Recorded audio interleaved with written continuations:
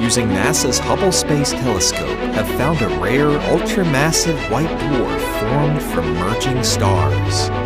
The discovery was made possible by Hubble's sensitive ultraviolet observations and suggests these unusual white dwarfs may be more common than once thought.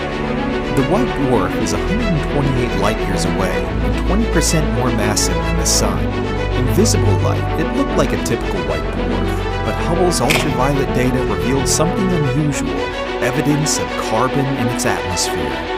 A white dwarf is what stars like the Sun become after they exhaust their nuclear fuel. Near the end of its life, this type of star expels most of its outer material, creating a planetary nebula. Only the hot core of the star remains. White dwarfs that form from a single star usually have atmospheres made of hydrogen and helium. These thick layers cover its carbon and oxygen, or oxygen and neon surface, preventing their detection in the star's spectrum.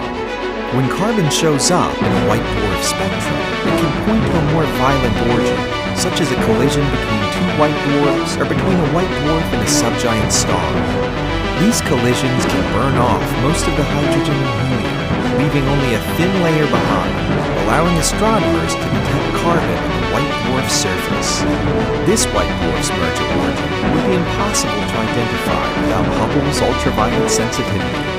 In hotter white dwarfs, spectral lines from elements heavier than helium fade in visible light, but stay bright in ultraviolet, where Hubble can detect them.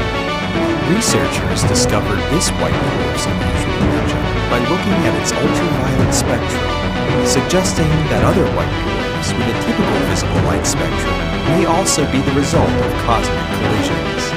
The team plans to explore this possibility further and hopes to continue this research by studying how common carbon stars are among similar white dwarfs and how many stellar mergers might be hiding among the normal white dwarf family.